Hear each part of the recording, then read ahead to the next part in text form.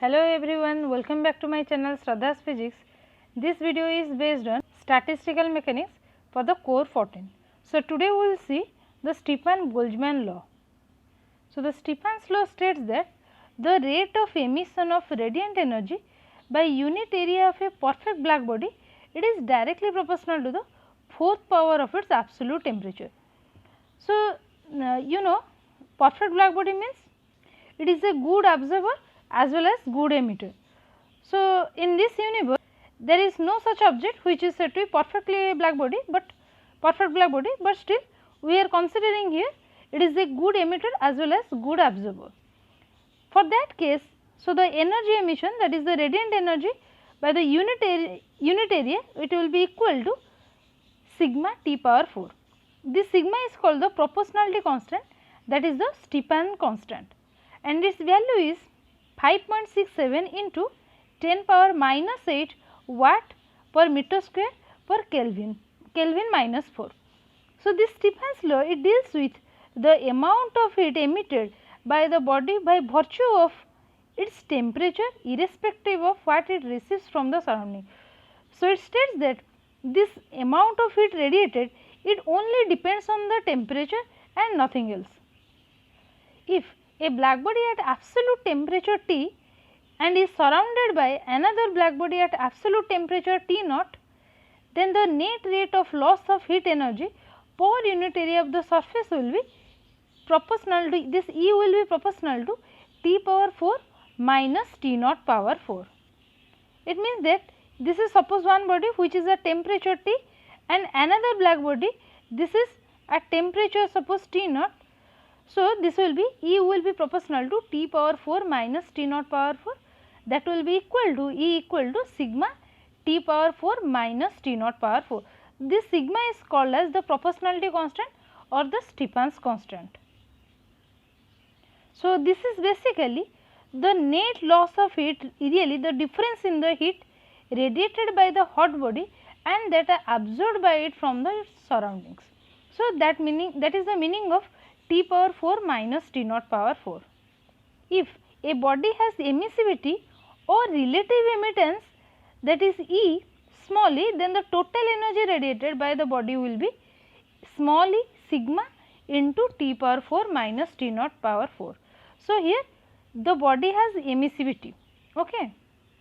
Now, we will see the thermodynamical proof of Stefan-Boltzmann law.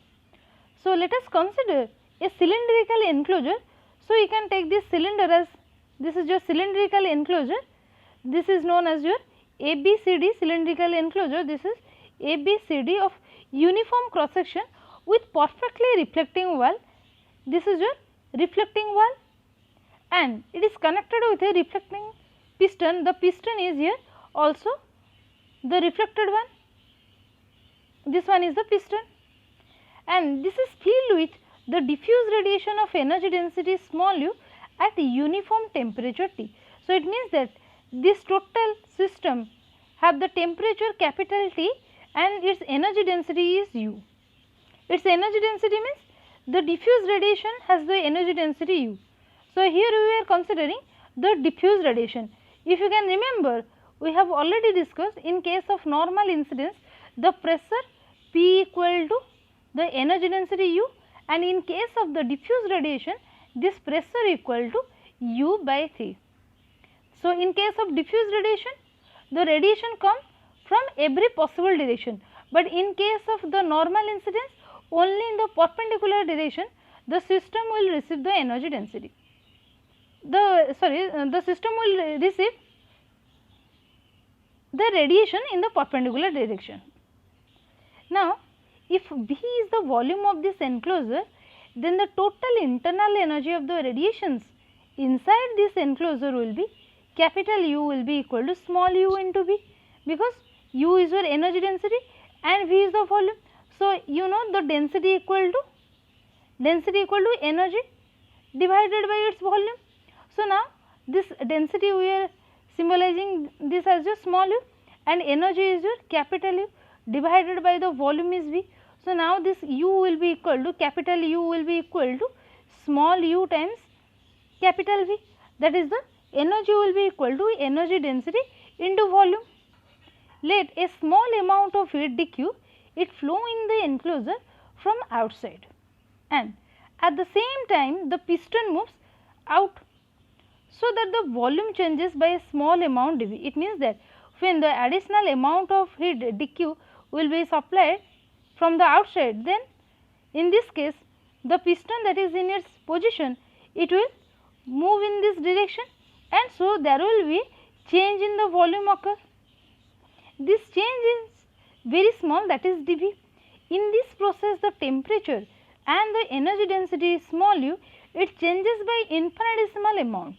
If du is the change in internal energy of the radiation and dw is the external work done by the radiation, so in the expansion of the volume by an amount dV, then from the first law of thermodynamics is dq equal to du plus pdv. You know this relation, dq equal to du plus pdv. dq is the additional amount of heat supplied and du is the change in internal energy, p is the pressure and dv is the change in volume occur. So, now applying the second law of thermodynamics, you know dq equal to Tds, and from the Tds relation, you know from this Maxwell's relation, dou S by dou V at constant T will be equal to dou P by dou T at constant V. This is your Maxwell's relation, and also dou Q by dou V at T, that is equal to T dou P by dou T at constant V. From this relation dou S by dou V at constant T equal to dou P by dou T at constant V, from that relation if I will put this dq equal to Tds, now this will becomes in place of ds, I have to put dq by T. So, now in place of ds dq equal to Tds, so this ds will be equal to dq by T.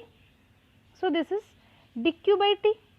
Now, putting here in this equation, so in place of ds this will be dou q divided by this will be dou v at constant T, that will be equal to this T, again this will be your 1 by T times dou q by dou v. So, that 1 by T comes here. So, this is equal to dou P by dou T at constant V. Now, taking this 1 by T here, so this will becomes dou Q by dou V at constant T will be equal to T times dou P by dou T at constant V. Okay. Now, here you can see that dou Q by dou V at constant T equal to T into dou P by dou T at constant V.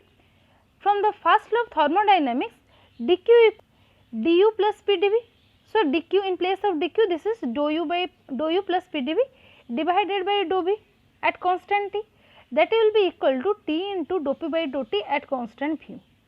Now, this dou u by dou v here, dou u by dou v at constant T equal to T into dou P by dou T at constant V. Here this dou v by dou v is 1 plus P here. So, when I will take on the right hand side, that will becomes minus P. Clear? Now, so for the diffuse radiation, we have already calculated the pressure will be equal to 1/3 of the energy density, that is P equal to u by 3.